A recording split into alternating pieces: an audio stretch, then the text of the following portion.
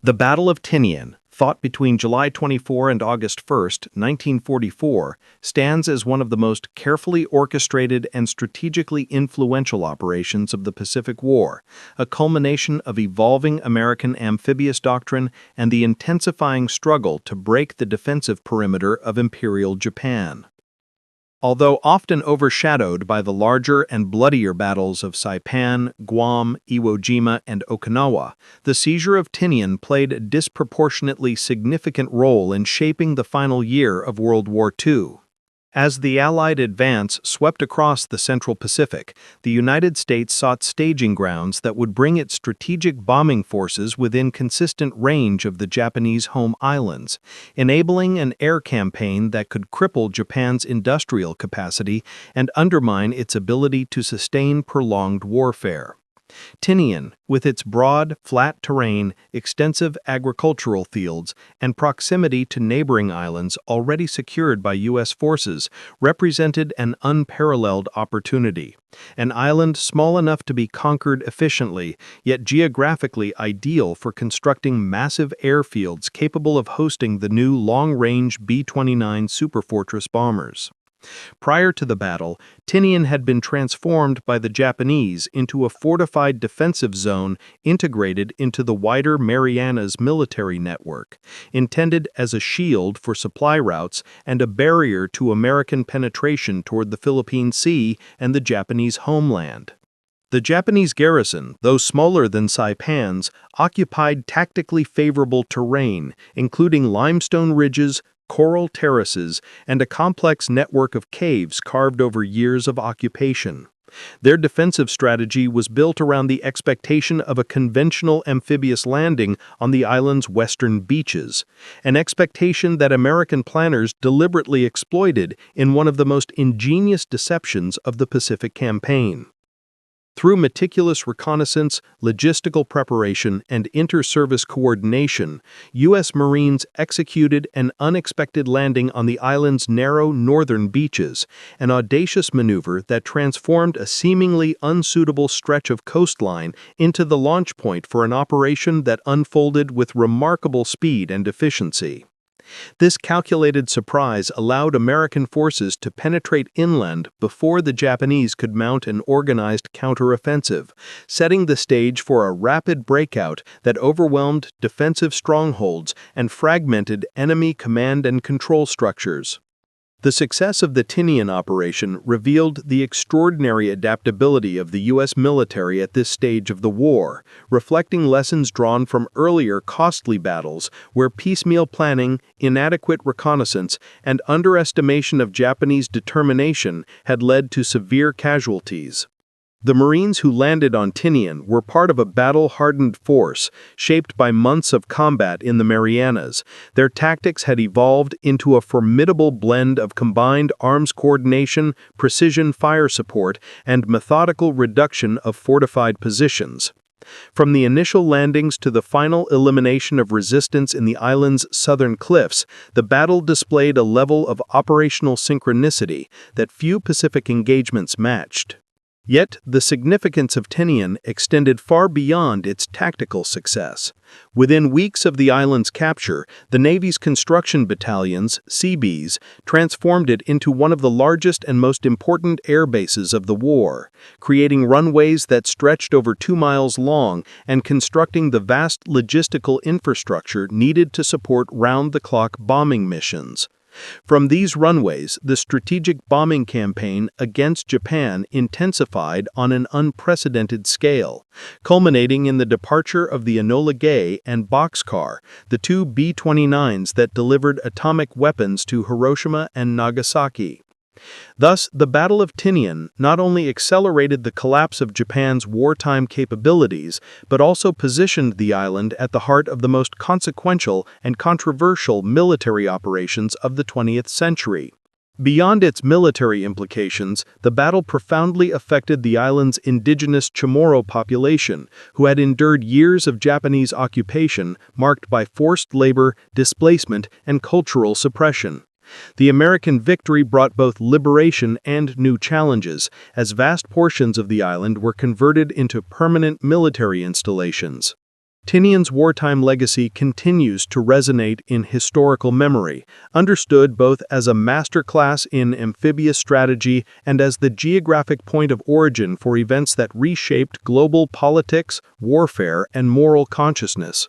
When viewed within the broader arc of the Pacific conflict, the battle reveals the complex interplay between tactical innovation, strategic necessity, and the human cost of total war.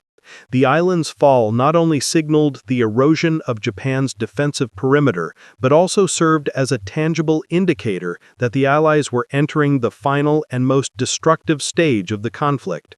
In this sense, Tinian occupies a unique place in the narrative of World War II, a battlefield where the precision of American planning converged with the unfolding technological revolution of long-range strategic bombing, ultimately influencing both the immediate outcome of the war and the dawning of the nuclear age. As historians continue to examine the Marianas Campaign, Tinian remains a focal point for understanding how military logistics, geographic opportunity, and operational creativity can together yield results that reverberate far beyond the boundaries of the battlefield. The island's transformation from an obscure Pacific outpost into one of the most strategically potent points on the map underscores the extent to which geography, when harnessed through coordinated military effort, can alter the course of global history. The story of Tinian, therefore, is not merely the account of a single battle, but a lens through which to understand the broader dynamics of the Pacific theater. The relentless push toward Japan, the evolution of amphibious warfare, the escalating devastation of aerial bombardment, and the profound moral and political questions brought forth by the atomic bombings that originated from its runways. The strategic foundations of the Battle of Tinian were rooted in the broader transformation of the Pacific War following the American victories at Midway and Guadalcanal. By late 1943, the United States had gained critical momentum, shifting from defensive operations to a sweeping offensive designed to dismantle the Japanese outer defensive ring. Central to this shift was the concept of island hopping, a method of bypassing heavily fortified Japanese strongholds and capturing strategically vital islands that offered airfield potential and logistical advantages. The Mariana Islands, Saipan, Tinian, and Guam were essential to this vision. Their position in the Central Pacific placed them within striking distance of the Japanese home islands, offering the United States a potential platform for long-range B-29 bomber campaigns. Tinian, in particular, stood out due to its relatively flat terrain, which made it ideal for constructing large-scale air bases. As American forces began shaping operations in the region, Tinian quickly emerged as one of the most significant objectives of the Pacific Campaign. The island's strategic importance was matched only by the fierce determination of the Japanese forces tasked with holding it, setting the stage for a confrontation that would shape the direction of the war. As American military planners assessed the situation in the Central Pacific, they understood that control of the Marianas would represent a decisive blow to Japan's strategic depth. Until 1944, Japan had been able to rely on the distance separating its home islands from American staging grounds, a geographic buffer that limited U.S. air and naval pressure. The emergence of the B-29 superfortress, an aircraft capable of unprecedented payloads and flight range, fundamentally altered the strategic landscape. However, the B-29 required massive, specialized airfields that could not be built on every island. Tinian's geography, consisting of broad plateaus and gentle slopes formed by prehistoric coral formations, was uniquely suited to such infrastructure. This potential was not lost on Japanese military leadership, which had fortified Tinian as part of a broader defensive network stretching across the Marianas. Still, Japan's resources were increasingly strained, and the ability to reinforce or supply Tinian had become severely limited by U.S. naval superiority. Thus, while Tinian was strategically priceless, the forces available to defend it were already weakened by the ongoing battle for Saipan and by Japan's deteriorating logistical situation across the Pacific. The prelude to the Battle of Tinian was shaped profoundly by the brutal and costly struggle for Saipan, which began on 15 June 1944 and continued into early July. Saipan's proximity, less than 3 miles north of Tinian, meant that the outcome of one battle would directly influence the other. As American Marines and soldiers fought their way across Saipan, they obtained invaluable intelligence on Japanese defensive doctrine, communication patterns, and troop morale. Moreover, with the fall of Saipan becoming increasingly inevitable, Japanese forces on Tinian were effectively cut off from reinforcement. The psychological impact of Saipan's collapse cannot be overstated. For Japan, the loss of Saipan marked the first time American forces had captured territory considered part of the Japanese inner defensive perimeter. For the United States, it meant that the path to Tinian and eventually Guam was open. U.S. commanders also understood that the defeat of Japanese forces on Saipan placed Tinian's defenders in a desperate position, constrained by shrinking supply lines and collapsing regional coordination. This dynamic created both opportunity and urgency for the American assault on Tinian. Japanese defensive preparations on Tinian reflected both strategic foresight and the constraints imposed by diminishing resources. The island's garrison consisted of several thousand well-trained soldiers, supplemented by naval personnel, construction workers, and local militia formations. Positioned primarily along the western and northern shorelines, Japanese fortifications included pillboxes, trenches, artillery embankments, and an intricate network of underground shelters. However, these defenses were oriented toward the beaches that Japanese commanders believed offered the most likely landing sites, especially the broad western beaches near Tinian town. The narrow northern beaches, later selected by American planners as the primary landing zones, were only lightly defended, mainly because Japanese officers considered them too small and too confined for a major amphibious assault. This miscalculation would prove disastrous. Nevertheless, the Japanese defenders approached the impending battle with the same resolve displayed throughout the Pacific War, fully aware that surrender was not considered an acceptable outcome. Many expected to fight to the last man, a mindset reinforced by Japan's rigid military culture and the increasingly dire wartime situation. Meanwhile, American naval and air dominance in the region grew into one of the most decisive factors shaping the prelude to the Battle of Tinian. By mid-1944, the U.S. Navy's Fifth Fleet controlled the seas surrounding the Marianas, enabling uninterrupted movement of troop transports, supply vessels, and aircraft carriers. Carrier-based air operations frequently targeted Japanese installations on Tinian, softening defensive positions and limiting Japanese mobility. Long-range reconnaissance aircraft conducted detailed photographic surveys of the island, producing maps that U.S. planners used to identify weaknesses in the Japanese defensive layout. In addition, destroyers and cruisers carried out near-daily bombardments, systematically dismantling coastal fortifications and eliminating artillery positions. The Japanese defenders, already short on ammunition and heavy weaponry, were forced to endure an unrelenting barrage that gradually eroded their capacity to mount a cohesive defense.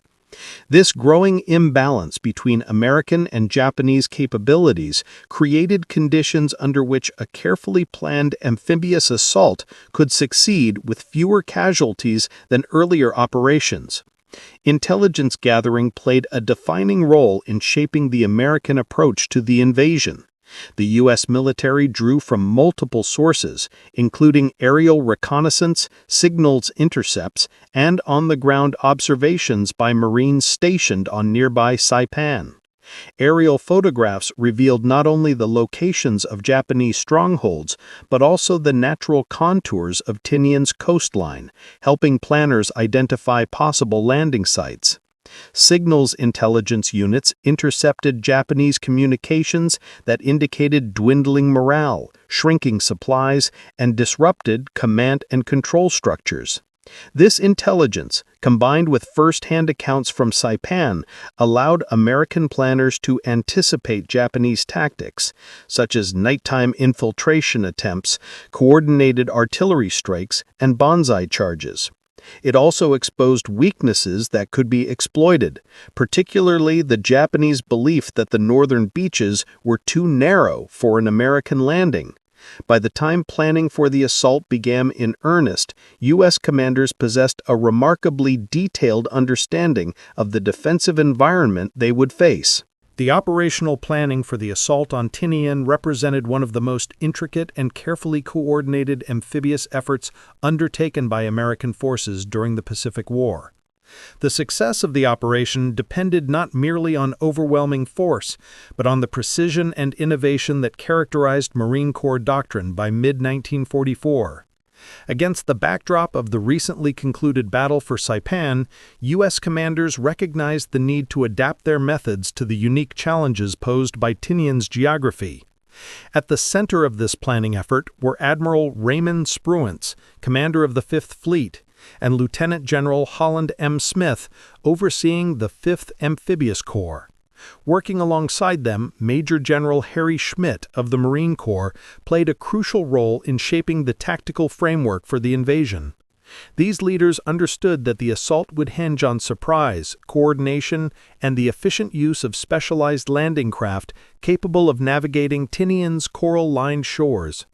The planning process unfolded as a collaborative endeavor that brought together naval officers, Marine Corps leaders, engineers, intelligence specialists, and logistical experts, each contributing insights essential to shaping the overall strategy. One of the defining aspects of the planning phase was the careful analysis of Tinian's coastline.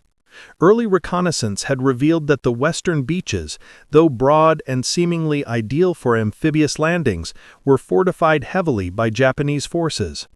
These beaches were precisely where Japanese commanders expected the Americans to land, and as such, they had concentrated artillery, machine gun emplacements, and bunkers to repel an assault. In contrast, the island's northern beaches, later designated WWII and WWII, were extremely narrow, flanked by coral terraces, and initially dismissed by both Japanese and some American planners as unsuitable for large-scale landings. However, aerial photography and first-hand examination demonstrated that despite their tight confines, these beaches offered the possibility of achieving tactical surprise. Marine Corps planners recognized that with precise timing, thorough rehearsals, and the use of amphibious tractors, they could establish a beachhead before Japanese forces could respond effectively. The decision to land at WWII and WWII ultimately became one of the most consequential and innovative tactical choices of the Pacific Campaign, illustrating the willingness of American planners to adopt unconventional approaches in pursuit of strategic advantage. The selection of landing beaches was only one element of a much larger operational plan that required careful synchronization. In preparation for the assault, American forces conducted detailed rehearsals on Saipan, simulating the narrow landing corridors and practicing the movement of troops, vehicles, and supplies under compressed conditions. Engineering units played a vital role in these preparations, developing methods to construct pontoon causeways that would allow heavy equipment to move ashore despite the shallow waters and coral shelves. Amphibious tractor crews trained extensively to maneuver precisely along predetermined paths, ensuring that the first waves of Marines could reach the shoreline without bottlenecking. These rehearsals also involved the establishment of communication protocols between naval gunfire ships, air support units, and frontline Marine elements. The overarching aim was to enforce a level of coordination that would minimize confusion once the assault commenced. After witnessing the bloody chaos caused by miscommunication during earlier island operations, planners were determined to refine and streamline every aspect of the process. Intelligence gathering served as another key pillar of the operational plan. American reconnaissance aircraft captured thousands of detailed photographs of Tinian, enabling cartographers to produce highly accurate maps of the island's topography and defensive structures. Intercepted Japanese communications provided information about troop movements, defensive expectations, ammunition shortages, and burnout among the defending forces. Intelligence officers also analyzed the results of the Saipan campaign, identifying recurring Japanese defensive patterns such as interlocking fields of fire, camouflaged artillery positions, and coordinated nighttime counterattacks. These insights helped planners anticipate Japanese responses to the invasion and adjust their strategies accordingly. Notably, the intelligence teams were quick to identify the Japanese overconfidence regarding the island's narrow northern beaches, a psychological blind spot that American planners would exploit to devastating effect. The fusion of aerial photography, signals intelligence, and human observation produced one of the most complete pre-invasion intelligence pictures of the Pacific War, allowing commanders to plan with exceptional clarity. The composition of the invasion force reflected the scale and complexity of the operation. The assault would be carried out primarily by the 2nd and 4th Marine Divisions, both battle-hardened units with extensive experience in amphibious warfare. The 2nd Marine Division, known for its role in the battles of Tarawa and Saipan, brought seasoned infantry, artillery batteries, amphibious tractor units, and reconnaissance teams. The 4th Marine Division, likewise a veteran formation, had demonstrated exceptional discipline and effectiveness throughout the Marshall Islands campaign. Together, these two divisions represented one of the most potent amphibious forces assembled during the war. They would be supported by dozens of naval vessels, including battleships, cruisers, destroyers, and escort carriers. Each ship had designated responsibilities, ranging from pre-landing bombardment to close air support and supply distribution. Behind the frontline assault force, an enormous logistical apparatus ensured that food, ammunition, medical supplies, and engineering equipment were positioned for rapid deployment. This carefully calibrated combination of infantry, naval firepower, and logistical strength formed the backbone of the Tinian operation. Naval fire support constituted a critical component of the planning process. The U.S. Navy had refined its bombardment techniques over the course of the Pacific War, learning that indiscriminate shelling was less effective than targeted, intelligence-driven fire. For Tinian, naval gunfire planners created a detailed schedule of bombardments designed to preemptively destroy key Japanese fortifications, disrupt command centers, and sever communication lines across the island. Battleships such as USS Tennessee and USS California provided heavy artillery support, while cruisers and destroyers focused on precision strikes along the coastline. Naval aviators played a pivotal role conducting low-altitude strafing runs and bombing raids immediately before the landings. The integration of naval and air firepower required exact timing, as planners needed to ensure that bombardments lifted at the precise moment Marines began approaching the shoreline. The level of coordination achieved between these units reflected the maturation of American amphibious doctrine, representing a major advancement over earlier Pacific operations. The morning of 24 July 1944 marked one of the most meticulously executed amphibious assaults of the Pacific War. After days of preparation, bombardment, and reconnaissance, American forces were ready to initiate the landing phase of the Tinian operation. The assault began under the cover of darkness, with naval vessels maneuvering into pre-assigned positions along the northern coast of the island. At approximately 5:30 a.m., battleships and cruisers commenced a heavy bombardment, targeting Japanese defensive positions that had been identified through aerial reconnaissance and intelligence analysis. The objective was not merely to The morning of 24 July 1944 marked one of the most meticulously executed amphibious assaults of the Pacific War.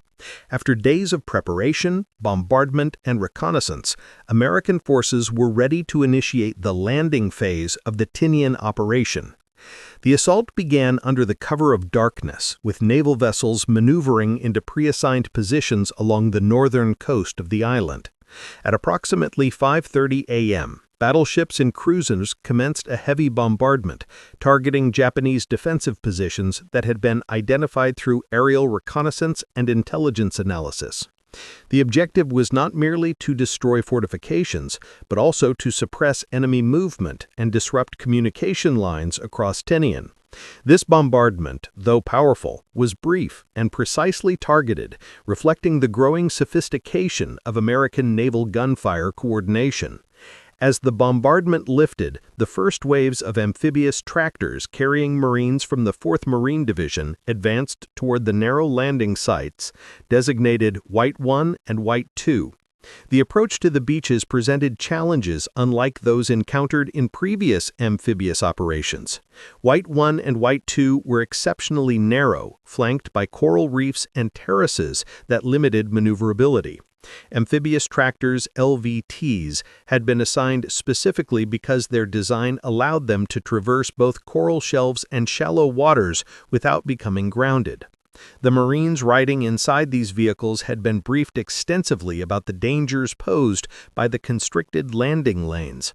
Any hesitation or deviation could result in bottlenecks that would expose them to Japanese fire. However, the combination of effective preliminary bombardment and tactical surprise ensured that resistance at the beaches was lighter than expected. Japanese defenders, positioned primarily along the western coastline, were caught off guard by the northern landings and struggled to reposition themselves. As the first wave of LVTs reached the shoreline, Marines disembarked rapidly, using the coral ridges for cover as they began to establish a foothold on the island. Once ashore, the Marines immediately confronted the rugged terrain that characterized the northern part of Tinian. The coral terraces rose in uneven steps, requiring troops to climb, crawl, and maneuver carefully while maintaining their formations. Small teams equipped with BARs, rifles, and grenades fanned out to secure the surrounding high ground. Engineers accompanying the first wave moved quickly to identify pathways for heavier equipment. Their mission was essential. Unless routes were cleared rapidly, subsequent waves carrying artillery, supplies, and vehicles would be delayed. Despite the narrowness of the landing zone, the Marines succeeded in scaling the coral formations within minutes of arriving ashore. Japanese sniper fire and sporadic machine gun bursts punctuated the initial advance, but the absence of coordinated enemy counterfire allowed the Marines to press inland. The speed and discipline of these movements reflected the intense rehearsals conducted on Saipan in the weeks leading up to the landing. As more waves of Marines arrived, the beachhead expanded steadily. The second and third waves brought combat engineers, communications units, and heavier weapons essential for sustaining the assault. Engineers immediately began constructing makeshift ramps and clearing pathways using explosives and hand tools. Their rapid work enabled Sherman tanks and artillery pieces to be brought ashore within hours of the initial landing. The arrival of these assets dramatically strengthened the American position. Meanwhile, naval bombardment continued to shift inland to suppress Japanese troop movements and prevent the coordination of a counterattack. Air support from carrier-based fighters and bombers supplemented the naval fire, strafing suspected Japanese strongpoints and relay stations. The integration of air, land, and sea power during this phase of the assault exemplified the evolution of American amphibious doctrine, enabling the Marines to overcome the physical constraints of the landing sites. Japanese forces, caught unprepared by the unexpected landing location, scrambled to respond. Colonel Kiyoyuchi Ogata's defensive strategy had centered on the expectation of a western assault, leaving limited forces near the northern beaches. Small detachments attempted to reposition themselves, but the intensity of American bombardment made rapid movement nearly impossible. Moreover, the narrow interior routes leading from Tinian town to the northern plateau were vulnerable to airstrikes and artillery fire. As Japanese troops attempted to move toward the landing area, they were subjected to devastating strafing runs by American aircraft. Nonetheless, pockets of Japanese resistance still existed near cave openings, concealed bunkers, and natural depressions. These positions began firing sporadically on the advancing Marines, prompting the deployment of flamethrower teams and demolition specialists. In several instances, Marines had to engage in close-quarters combat to neutralize isolated Japanese defenders before continuing their advance inland. By mid-morning, American commanders assessed that the landing phase was progressing more smoothly than anticipated. Casualty reports were significantly lower than those experienced at Saipan, where wide beaches had exposed troops to concentrated fire. The narrow beaches on Tinian, though initially seen as logistical obstacles, proved to be tactically advantageous. Their confined nature limited Japanese visibility and prevented the massed defensive fire that had devastated earlier amphibious assaults. Marine units continued to push inland, securing key terrain features such as the northern plateau and nearby ridgelines. These elevated areas provided natural observation points and staging grounds for further operations. Naval and air support remained on standby to suppress any sudden concentrations of Japanese forces. The successful establishment of a multi-thousand-yard beachhead by midday demonstrated the effectiveness of the planning that had preceded the operation. As the afternoon progressed, American forces focused on consolidating their positions and preparing for potential Japanese counterattacks. Artillery units began setting up firing positions to support the inland advance. Communications teams erected field networks to ensure coordination between forward units, naval vessels, and air support. Medical teams established aid stations near the landing zones, treating wounded Marines and preparing them for evacuation to hospital ships if necessary. Engineers continued improving beach exits, clearing debris and reinforcing slopes to facilitate the movement of supply vehicles. The logistical effort was immense, as thousands of Marines required ammunition, rations, water, and medical supplies. Despite the challenges posed by the narrow landing areas, the steady rhythm of supply delivery maintained operational momentum. The breakout from the northern beachhead on Tinian marked a decisive shift in the tempo of the American campaign. Having secured the landing zones with remarkable speed and comparatively light casualties, the 4th Marine Division and elements of the 2nd Marine Division prepared to push southward into the island's heart. The breakout phase required a careful balance of aggression and caution. While commanders sought to maintain the momentum gained during the landings, they also understood that the Japanese defenders had retreated into interior positions designed specifically for prolonged resistance. The terrain itself posed an immediate challenge. Tinian's interior was a mixture of sugarcane fields, coral ridges, abandoned plantation structures, and intermittent patches of dense vegetation. Although less mountainous than neighboring Saipan, Tinian's undulating plateaus and concealed ravines provided ample opportunities for ambushes. Reconnaissance teams moved ahead of the main formations, mapping likely enemy strongpoints and identifying concealed access routes that could expedite the advance.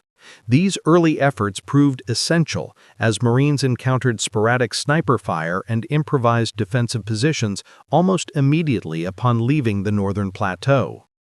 As the Marines advanced deeper into the island, they confronted a network of interconnected Japanese defensive zones that had been constructed in anticipation of a land battle. Unlike the haphazard defenses encountered on some other Pacific islands, Tinian's interior fortifications reflected careful Japanese engineering. Many bunkers were carved into coral outcroppings, reinforced with timber, and camouflaged to blend seamlessly with the surrounding fields. Some were linked by tunnels that allowed defenders to reposition themselves even under heavy bombardment. To address these challenges, American units adopted a methodical assault pattern that had been refined during the Marianas Campaign. Flamethrower teams and demolition squads operated in close coordination with rifle companies, systematically reducing each strongpoint before pushing forward. Tanks provided essential support as well, using their main guns to penetrate bunker apertures or collapse fortified cave entrances. Despite this tactical superiority, the Japanese defenders fought with tenacity, forcing the Marines to advance in small increments that demanded constant vigilance and sustained coordination. The breakout was not solely a matter of overcoming physical defenses, it also required navigating the psychological complexities of confronting an enemy that favored sudden, violent counteractions. Japanese troops frequently employed tactics designed to disrupt American formations, including well-orchestrated sniper attacks and small-unit infiltration attempts. In many instances, sniper fire originated from elevated coral ridges that offered sweeping fields of view. These ridges quickly became priority objectives. Marine squads advanced cautiously, supported by suppressive fire from BAR gunners and mortars. Once the base of a ridge was secured, assault teams climbed its face, often under fire, using grenades to flush out defenders before securing the crest. Every ridge taken expanded the Marines' tactical reach and diminished the Japanese ability to monitor and disrupt the American advance. Still, the psychological strain was significant. The constant threat of hidden shooters required heightened alertness and disciplined adherence to established movement protocols. A critical part of the breakout involved controlling Tinian's extensive agricultural fields, which covered much of the island's central region. Although these fields offered relatively open ground compared to the coral terraces and ravines, their tall sugarcane stalks often obscured movement and provided concealment for Japanese troops. The Marines adapted by deploying line formations that combined direct-fire weapons with constant flanking maneuvers. Light machine gun teams laid down sustained fire to suppress potential hiding places, while patrol units advanced along the edges of the fields to guard against encirclement attempts. Engineers played a vital role in this phase of the advance, clearing paths through the dense vegetation and marking safe routes for supply convoys. Their efforts ensured that ammunition, water, and medical supplies reached the front lines without delay. Despite persistent challenges, the Marines managed to push forward rapidly, leveraging American fire superiority and coordinated maneuver warfare to offset the tactical advantages the defenders offered. As the Marines pushed southward, they encountered several key terrain features that shaped the rhythm of the breakout. One such feature was Mount Lasso, a modest elevation that nevertheless served as an important vantage point over the island's central plateau. Japanese forces had established observation posts and machine gun nests along its slopes, anticipating the need to slow the American advance. Securing Mount Lasso required a multi-pronged assault. Artillery units delivered preparatory bombardment to disrupt defensive positions, followed by a coordinated infantry attack from the northeast and northwest. Marines advanced carefully, using natural folds in the terrain for cover. Flamethrowers were again essential in neutralizing entrenched defenders. By the late afternoon, Mount Lasso had been secured, providing American observers with a commanding view of the southern approaches. This victory not only weakened the Japanese defensive network, but also enhanced U.S. command and control over subsequent operations. The breakout was also shaped by the integration of air and naval support. Aircraft from nearby carriers and airfields on Saipan conducted near-continuous reconnaissance and strike missions. Their ability to neutralize concentrations of Japanese troops or suspected strongpoints dramatically reduced the risk of sudden counterattacks. Naval gunfire remained a powerful deterrent as well, with cruisers and destroyers standing by to target identified defensive positions. Forward observers embedded with Marine units used radios to direct supporting fire with extraordinary precision. This tri-service coordination, air, land, and sea, ensured that American forces maintained the initiative throughout the breakout phase. Japanese attempts to mass forces for counterattacks were repeatedly broken up before they could achieve meaningful momentum. The constant presence of American aircraft overhead also hindered Japanese communication and movement, further fracturing their defensive cohesion. Despite American tactical superiority, the fight for Tinian's interior featured moments of intense close-quarters combat. Many Japanese defenders chose to stand their ground in fortified positions, launching sudden counterattacks when Marines closed to grenade range. In other cases, small groups attempted banzai-style charges, often emerging unexpectedly from concealed ravines or cutouts in the coral. These attacks, while rarely successful in breaking American lines, forced temporary halts in the advance and inflicted casualties. Marine units responded with disciplined fire and well-coordinated defense. Machine gun teams proved especially effective, rapidly neutralizing charging attackers before they could reach American frontline positions. Mortar crews provided additional support as well, firing illumination rounds at dusk and high-explosive shells throughout the night to discourage nighttime infiltration. The resilience and adaptability of Marine units ensured that Japanese counteractions, though fierce, never regained the strategic initiative. The final phase of the Battle of Tinian unfolded as American forces pressed steadily southward toward the last major concentration of Japanese defenders. By late July 1944, the Japanese garrison, already battered by days of relentless bombardment and rapid Marine advances, had consolidated into a shrinking defensive pocket near the rugged southern end of the island. This area, characterized by steep cliffs, limestone caves, and dense vegetation, offered natural advantages that the remaining Japanese troops exploited to their fullest extent. The defenders, under the command of Colonel Kiyoshi Ogata, understood that the collapse of the northern and central defenses left them with no hope of reinforcements or escape. Their sole objective was to inflict maximum casualties and delay the American advance for as long as possible. American commanders, aware of the terrain's defensive potential, prepared for a grueling final engagement that would test the endurance and coordination of the 2nd and 4th Marine Divisions. As the Marines approached the southern fortified zones, they encountered a labyrinth of interconnected cave systems and concealed defensive positions. Unlike the exposed bunkers encountered earlier in the campaign, these southern redoubts were often carved deep into the limestone, protected by layers of rock that could withstand even direct naval gunfire. Many of the caves had multiple entrances, enabling Japanese troops to launch sudden attacks before retreating into the tunnels. Marine reconnaissance patrols probed these positions cautiously, frequently drawing fire from unexpected directions. Once a cave entrance was identified, flamethrower teams and demolition squads were brought forward to neutralize it. These operations were extremely hazardous. Attackers often had only seconds to deploy their weapons before enemy grenades or small arms fire erupted from the darkness. Despite the dangers, the methodical reduction of these positions continued at a relentless pace, gradually eroding the defensive perimeter. Japanese resistance stiffened significantly around the villages and agricultural structures that dotted the southern landscape.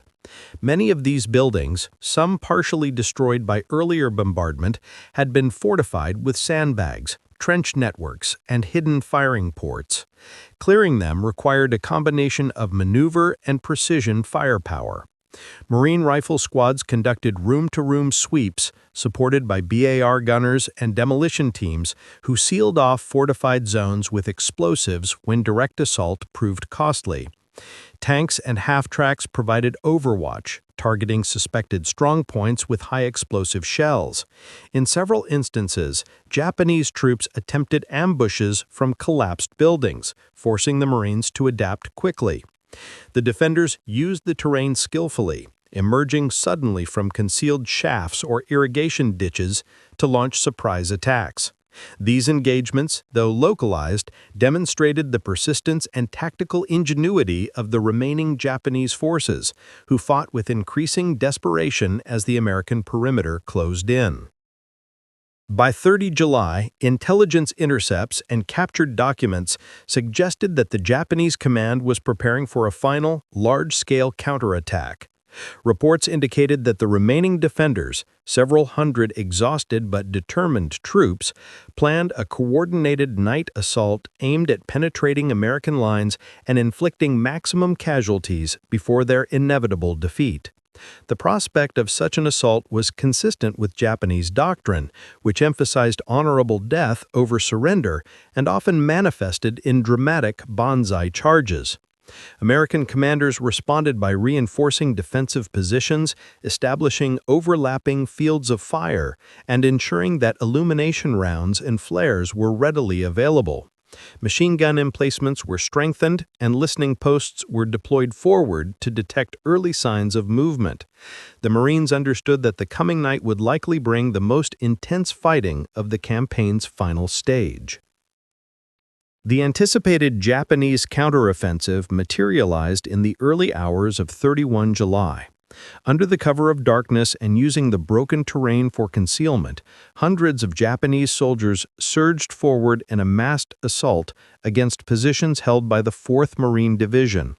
The attack began with sporadic sniper fire and the detonation of improvised explosive charges, tactics designed to create confusion and probe for weak points. Moments later, a large wave of infantry advanced rapidly, shouting battle cries as they attempted to overwhelm American positions through sheer momentum. The Marines responded with disciplined volleys of rifle and machine gun fire, cutting down attackers before they could breach the defensive lines. Mortar crews fired continuously, saturating the enemy's approach routes with high-explosive shells. Despite their determination, the Japanese attackers were unable to achieve a breakthrough. The counteroffensive, though ferocious, disintegrated under the weight of American firepower and defensive coordination.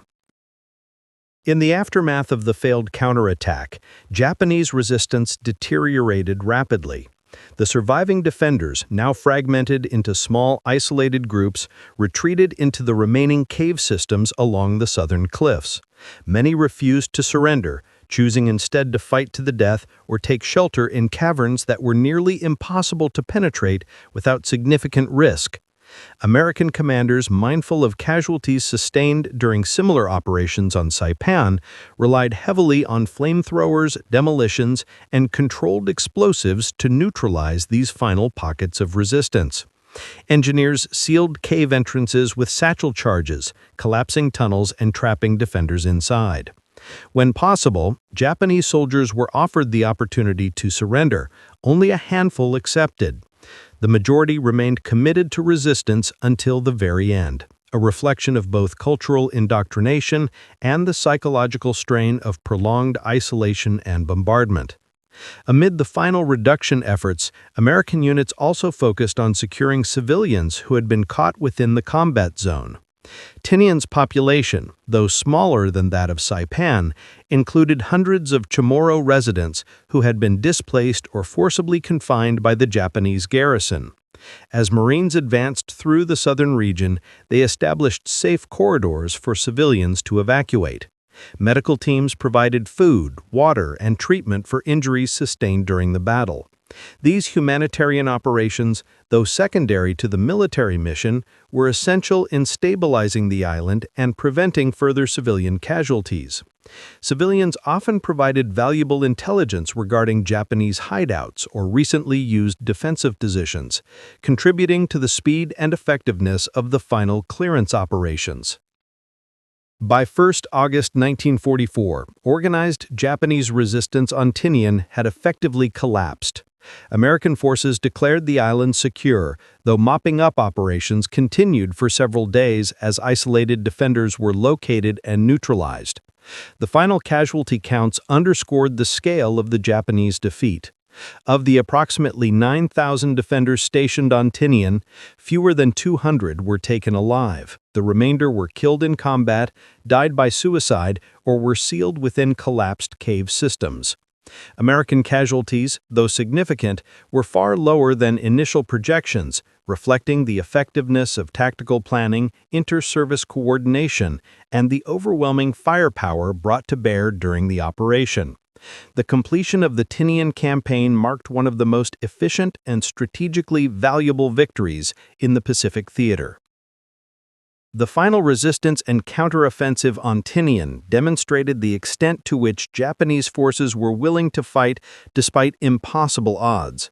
It also revealed the adaptability of American forces in confronting an enemy whose defensive strategies increasingly relied on fortified terrain, sudden assaults, and suicidal counterattacks. The Marines' ability to integrate firepower, maneuver, intelligence, and engineering support allowed them to overcome the most challenging aspects of the Southern defense network. The Japanese, though determined and tactically agile, were ultimately overwhelmed by a combination of superior logistics, relentless pressure, and the precision of American combined arms operations. With the fall of the southern pocket, the battle for Tinian reached its inevitable conclusion, paving the way for the island's transformation into a strategic base that would play a pivotal role in the final year of the Pacific War. The conclusion of the Battle of Tinian in early August 1944 marked the end of one of the most efficiently executed amphibious operations of the Pacific War. With the final Japanese defensive pockets eliminated and the island declared secure, American forces quickly transitioned from combat operations to stabilization and preparation for strategic development.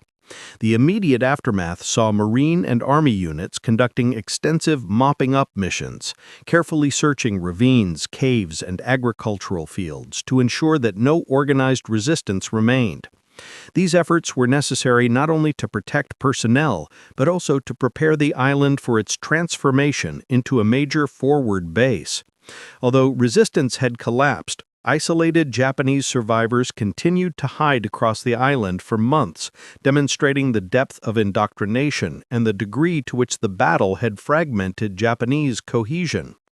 For the Marines involved, the aftermath brought a brief respite, time to reorganize, treat the wounded, and bury their dead before the Pacific Campaign pressed onward.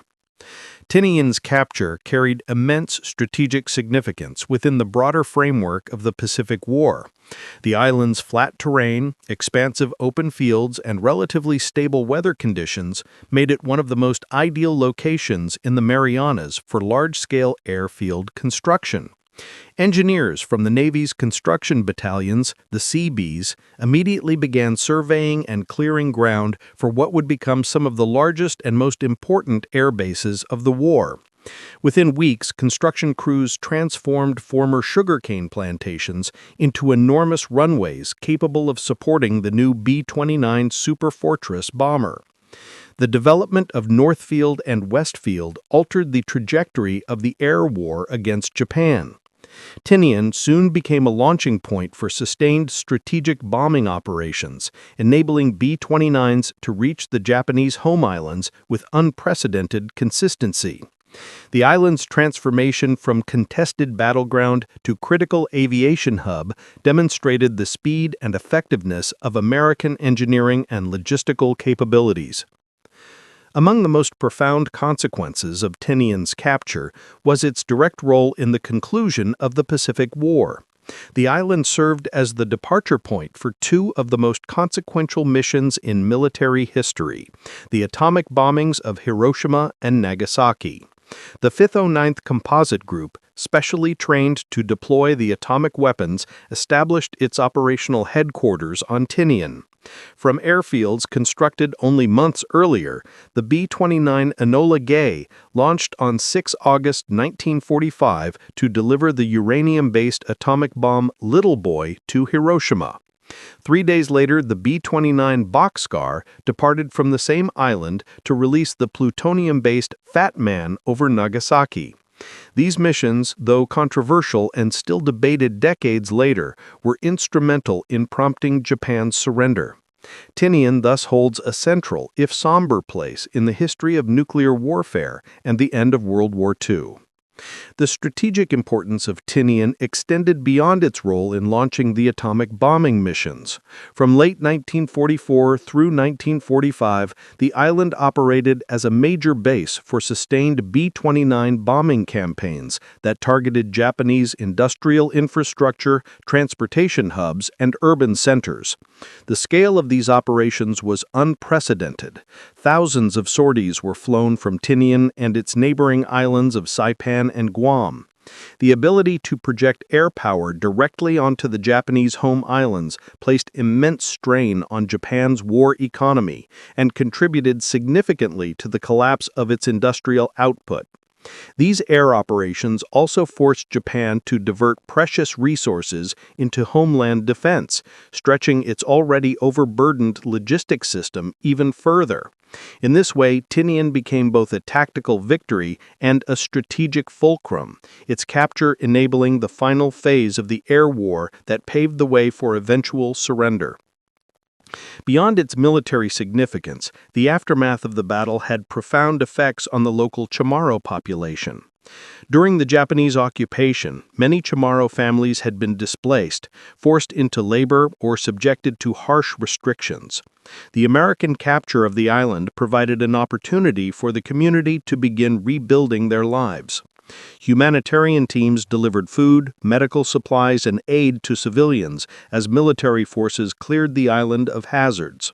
The U.S. Navy and Marine Corps established controlled zones to protect civilians while reconstruction efforts progressed. Over time, some Chamorro residents were able to return to their lands, though large sections of the island were permanently converted into military installations. While the American presence brought stability and protection, it also marked the beginning of long-term changes in land use and political administration that would shape Tinian's future for decades. The legacy of the Battle of Tinian is inseparable from its status as one of the most successful amphibious operations of the Pacific Theater. The precision, timing, and coordination displayed during the landings and subsequent advance reflected lessons learned from earlier campaigns, particularly the costly battles of Tarawa and Saipan. Tinian demonstrated how adaptive planning, reconnaissance-driven strategy, and inter-service integration could dramatically reduce casualties while maximizing operational gains. Military historians often cite the use of narrow northern beaches, initially considered unsuitable for a major landing, as a testament to the innovation and flexibility of American amphibious doctrine. The success of the Tinian operation influenced future planning for Iwo Jima and Okinawa, shaping how commanders would approach similarly fortified islands later in the war. The psychological impact of the battle also played a role in the broader narrative of the Pacific War. The near-total destruction of the Japanese garrison on Tinian, with only a small number of survivors captured, reinforced American expectations of fierce resistance in future operations. The Japanese defenders' willingness to fight to the last man, despite overwhelming odds, confirmed the challenges that lay ahead as American forces prepared to advance closer to the Japanese homeland. At the same time, the Marines' disciplined handling of close-quarters combat, cave-clearing, and counterattack defense demonstrated the maturation of American ground forces. These experiences contributed to tactical refinements that would later prove crucial during the ferocious battles of Iwo Jima and Okinawa. In analyzing Tinian's legacy, it is also essential to consider its place within the evolving geopolitical order of the post-war Pacific. The island became a symbol of American military reach and technological capability, particularly as the global community grappled with the implications of nuclear weapons. Tinian's role in ushering in the atomic age remains a subject of study, reflection, and debate. For some, the island represents the culmination of a campaign that brought about a swift end to a devastating war. For others, it marks the dawn of a new era defined by nuclear tension and global insecurity. Regardless of perspective, Tinian occupies a unique position in military and technological history, an island whose capture shaped not only the final year of World War II, but the strategic landscape of the modern world. Today, the legacy of the Battle of Tinian endures through memorials, historical research, and preserved wartime structures. Remnants of airfields, gun positions, and wartime infrastructure stand as silent reminders of the island's pivotal role. Veterans, historians, and descendants of the island's inhabitants continue to commemorate the events that unfolded there. The battle remains a case study in effective amphibious warfare, strategic foresight, and the intersection of military action with broader humanitarian and geopolitical consequences.